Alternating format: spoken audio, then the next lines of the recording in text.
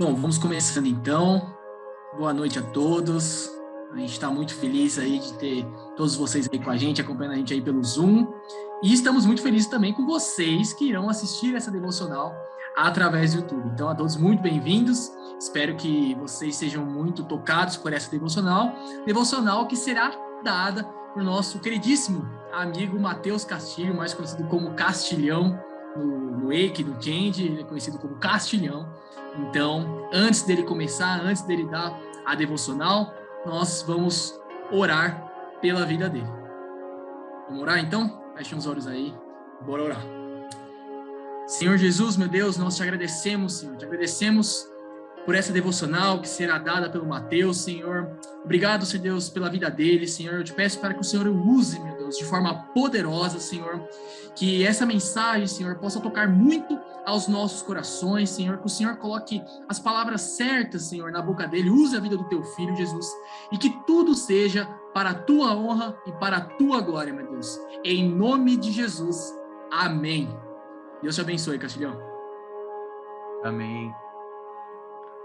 E aí, gente, tudo bem com vocês? Espero que seja tudo certo. É muito legal estar aqui essa semana e toda essa programação do Fuse que está acontecendo. Então, que Deus possa falar ao nosso coração aqui agora, nessa noite, como tem falado todos os dias, através dos devocionais, através dos cultos, através de toda a programação que tem acontecido na nossa igreja. E é legal demais estar fazendo parte disso. E vamos lá, para a gente começar, estou fazendo ainda, na verdade acabei hoje, né? Então, eu estava fazendo um devocional da YouVersion, aquele aplicativo da Bíblia que tem vários devocionais e várias versões que você pode ler a sua Bíblia. Então, eu estava fazendo um devocional que chama Escolhido. Lembre-se do Evangelho todos os dias. Eu vou até deixar o nome aqui no chat. Então, recomendo muito vocês fazerem esse devocional. É uma semaninha, acho que é uma semaninha, e vale muito a pena. Eu vou escrever aqui rapidinho.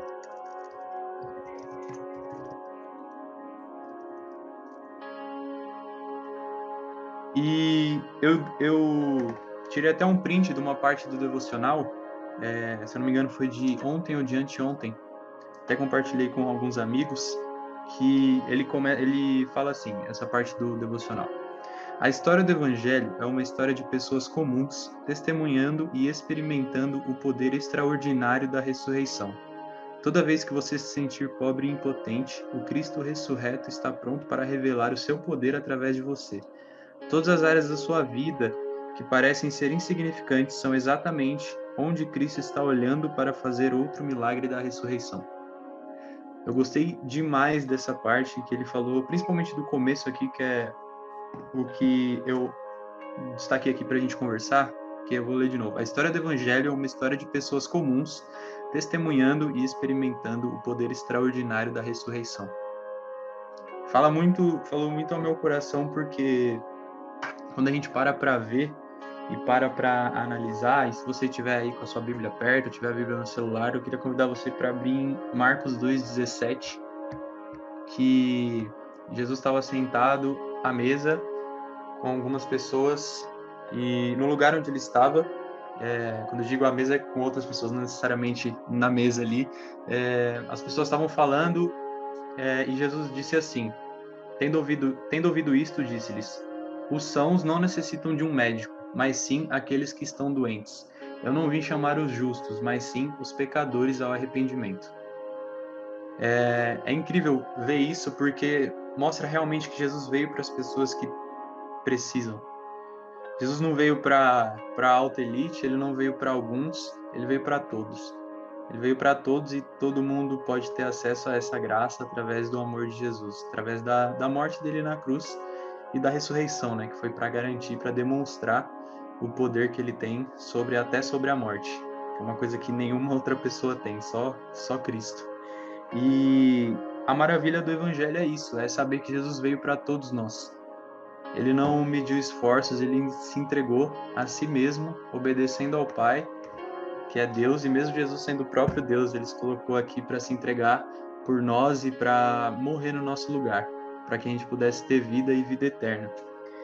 E para a gente ver como o evangelho é para todos nós e como Jesus fala que ele veio para os doentes, assim como o médico vem para aqueles que estão doentes e não aqueles que estão saudáveis, justamente Jesus veio para nos mostrar que ele veio para nós, para morrer no nosso lugar e para a gente ter vida.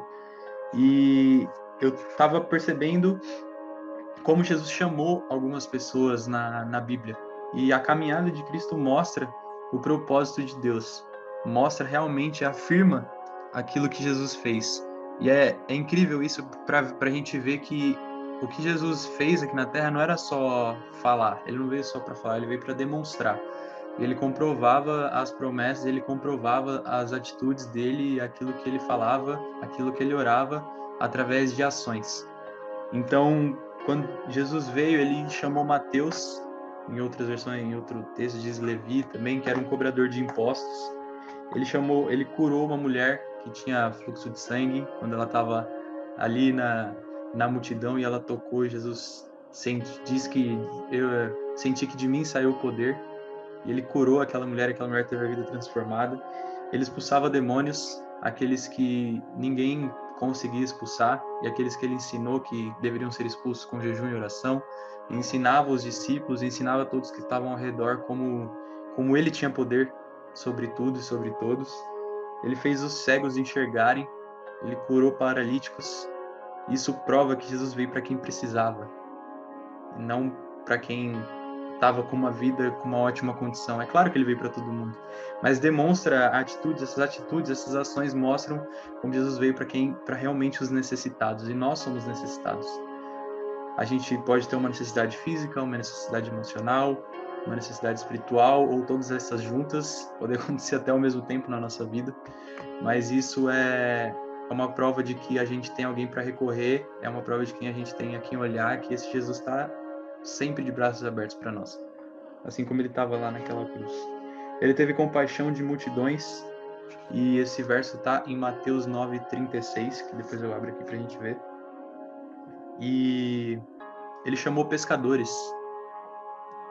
para a gente ver como é realmente, é algo que, para aquele contexto, para a gente entender, a pesca era uma atividade como é hoje, e não é tão valorizado assim. É algo que, poxa, faz parte. Se você vai no mercado, compra um peixe, é porque alguém um dia pescou aquele peixe e ele chegou até ali. E ele foi realmente em pessoas comuns. É como aquele trecho do verso diz, o extraordinário do evangelho é que ele veio para pessoas comuns. E a graça de Deus se revela através dessas pessoas, quando elas se entregam verdadeiramente para Cristo. Então, não importa o momento que a gente está passando na nossa vida, não importa a situação, se a gente realmente se submete à vontade de Deus, se a gente realmente se entrega para aquilo que Ele tem para nós, como você, né, Urs, comentou no seu devocional, como a Fran falou também, que é da vontade de Deus, que é boa, perfeita e agradável. Quando a gente se submete a isso, a gente tem a plena certeza de que vai dar tudo certo e que Deus está no controle de todas as coisas. E é nesse Jesus, é nesse Deus que a gente pode confiar. E lá em Lucas 5:29, se você tiver com a Bíblia aí, eu já deixei aberta aqui a minha, Jesus estava em um banquete com pecadores. E eu vou ler esse verso aqui pra gente, tá bom? Lucas 5:29. Então Levi ofereceu a Jesus uma grande festa em sua casa, e uma multidão de publicanos e outras pessoas estavam à mesa com eles. Os fariseus e os escribas reclamaram dos discípulos de Jesus: Por que comeis e bebeis com publicanos e pecadores? Ao que Jesus lhes respondeu: Os que têm saúde não precisam de médico, mas sim os enfermos. É o mesmo versículo que a gente leu ali em outro evangelho. Eu não vim para convocar os justos, mas sim para chamar os pecadores ao arrependimento.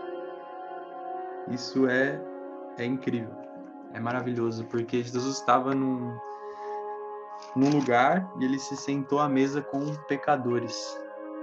E, cara, realmente essas pessoas que estavam sentadas à mesa ali com Jesus era, como o exemplo de Levi ali, um cobrador de impostos, e uma pessoa que ali era odiada pela população ali e que ia contra muitas coisas que os fariseus e os escribas pregavam.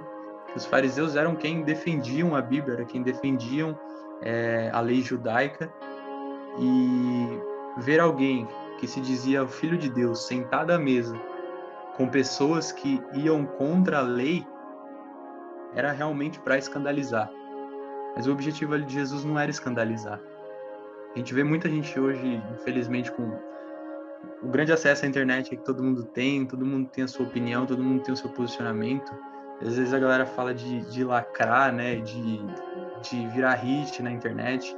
Jesus não estava ali para ser hit. Ele estava ali para demonstrar o amor de Deus. Ele não estava sentado à mesa com pagãos, com publicanos, com pecadores para chamar a atenção.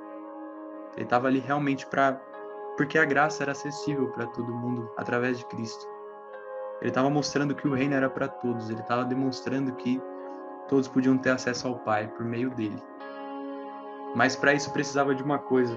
E uma coisa que eu li na minha Bíblia, que ela tem alguns grifos de estudo, e eu achei muito legal esse comentário. E eu até anotei essa pergunta aqui. Na verdade, ele fala e eu pensei numa pergunta a respeito disso. Em cima desse verso que a gente leu agora, uma pergunta. Por que Jesus escolhia pessoas comuns e não os mestres da lei para se assentar à mesa com ele? Assim como ele escolheu os discípulos, e dos discípulos, os 12 discípulos que Jesus tinha, nenhum era um mestre da lei. Nenhum era um escriba, um fariseu, pessoas que estavam ali no templo 24 horas por dia, orando, jejuando e falando da Bíblia todo dia, falando da lei de Deus. Ele escolheu pessoas como ele escolheu um pecador, ele escolheu um coletor de impostos. Por que Jesus escolhia essas pessoas?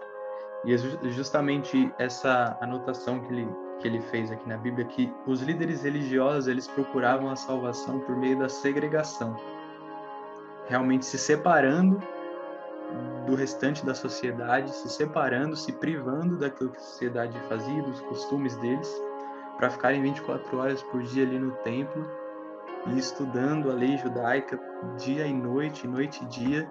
E quando a gente ainda olha hoje para essa população, para essa galera, a gente ainda vê que esse costume se mantém, é uma tradição desse povo, né? E realmente eles acreditam que através dessa segregação, através dessa separação, eles vão ser aceitos por Deus.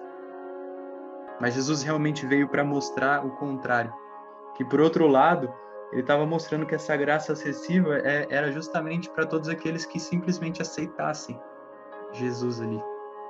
E durante toda a caminhada de Jesus, durante toda a Bíblia, a gente vê os fariseus e os mestres da lei batendo em Jesus com as palavras, batendo nele, refutando, dizendo que ele não era o Filho de Deus, dizendo que ele não tinha propriedade para falar isso, propriedade para perdoar, propriedade para expulsar demônio.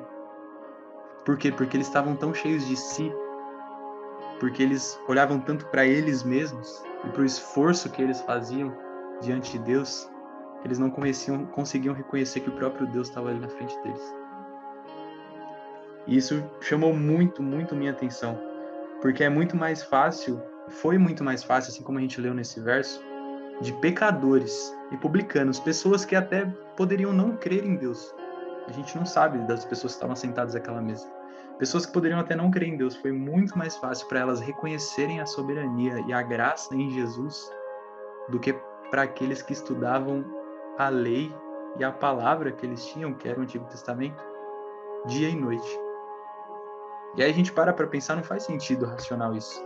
Poxa, se eu estudo, se eu aprendo sobre um Deus dia e noite, noite e dia, todos os dias, por que quando Deus fez presente ali, eu não conseguia reconhecer? E é justamente isso, porque eles estavam cheios de si. E eles não conseguiam enxergar. E uma coisa aqui que até essa anotação que eu falei fala, eles não conseguiam enxergar o próprio pecado. Esse pecado do orgulho, de se achar o suficiente, ou se achar que seria resultado do próprio esforço deles alcançar Deus. E alcançar a aprovação de Deus, e não era. Foi muito mais fácil para os pecadores, e é muito mais fácil quando o pecador encontra verdadeiramente a graça de Deus, se sujeitar. Porque quando a gente reconhece que a gente é pecador, a gente reconhece que a gente não tem nada de bom em nós mesmos. Não importa o esforço que a gente faça, não importa o quanto a gente se entrega, a gente sempre vai. A gente eu tenho claro isso na minha mente, que não é por mim, não é pelas minhas mãos, não é por aquilo que eu faço, não é por aquilo que eu tente. É por aquilo que Jesus me proporciona. Por aquilo que Ele proporcionou na cruz por nós e por aquilo que Ele nos proporciona todos os dias. Quando você acorda, a Bíblia fala que as misericórdias do Senhor se renovam sobre você e sobre mim. O sol nasce para justos e para injustos.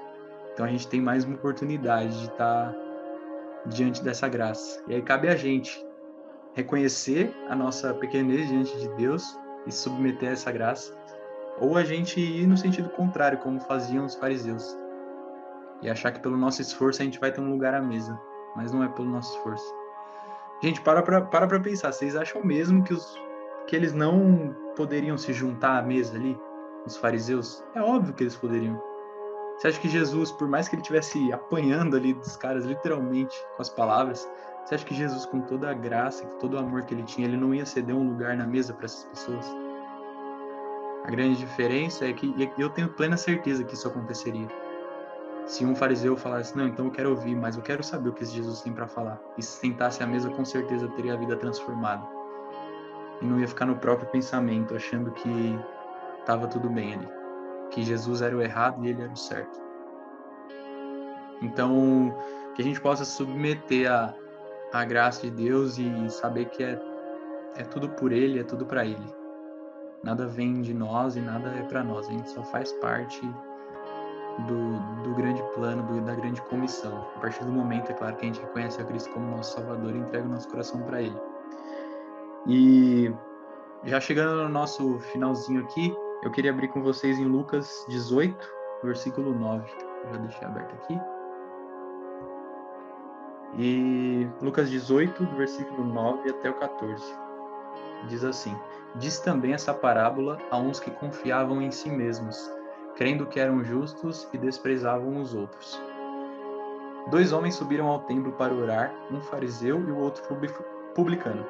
O fariseu, estando em pé, orava consigo desta maneira: ó Deus, graças te dou, porque eu não sou como os demais homens, roubadores, injustos e adúlteros, nem ainda como este publicano. Jejuo 2 vezes na semana, dou dízimos de tudo quanto eu posso, de tudo quanto eu possuo. Mas o publicano, estando de pé, de longe, nem queria levantar os olhos aos céus, batia no peito e dizia: Deus, tem misericórdia de mim, pois sou pecador.